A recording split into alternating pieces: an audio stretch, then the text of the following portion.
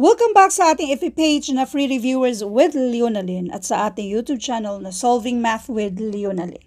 Now, dito na tayo sa karugtong, dito na tayo sa number 2. Ito pa rin ay galing sa isa sa ating mga followers na pinipm niya sa ating FB page. And by the way, kung meron kayong mga tanong, dito tayo sa FB page na Free Reviewers with Leonalyn kasi aktibo ako nagbabasa ng mga messages nyo. Unlike sa yung Solving Math with Leonalyn na FB page din, bihira lang ako nagbabasa doon. Pero mas maganda talagang sa Free Reviewers with Leonalyn kayo na FB page kung meron kayong concern. So anyway, dito na tayo sa number 2.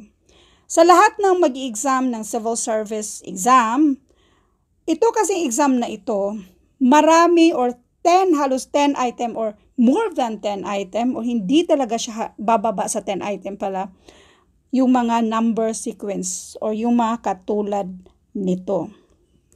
So, isulat muna natin. Ano ba itong given dito? We have 28, 25, 5,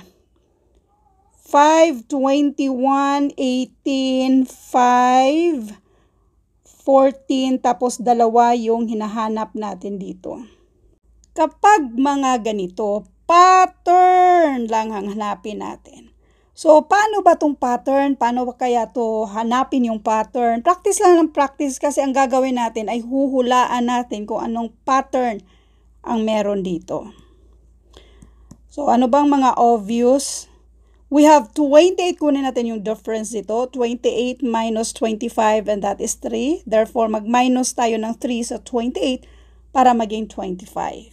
So, saan pa ba? Meron tayong 21 to 18.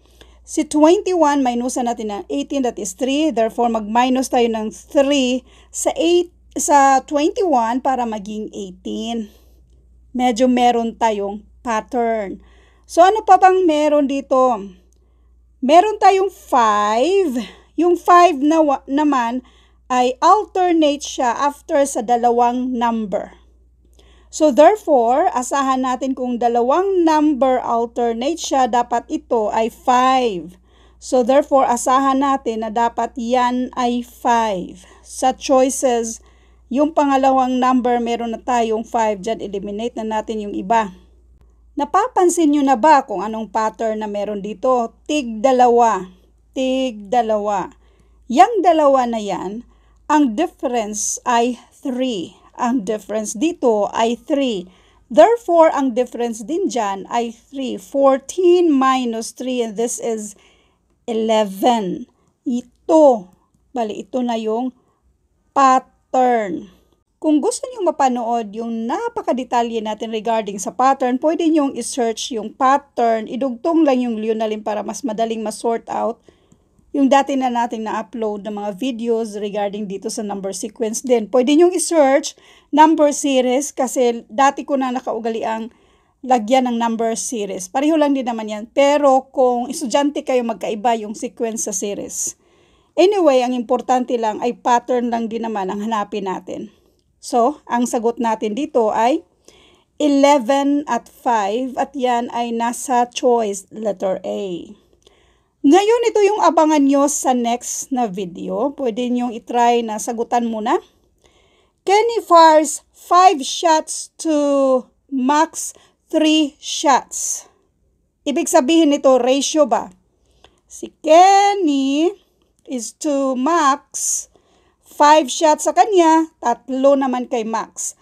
But Kenny kills a bird once in 3 shots. While Max kills once in 2 shots. When Max has missed 27 times, Kenny has killed ilan daw na mga birds. So, ito yung abangan nyo sa next na video. Pwede nyo i-comment kung meron na kayong idea kung paano ito sagutan. Thank you for watching and I hope na meron kayo natutunan sa video ito. Thank you and God bless.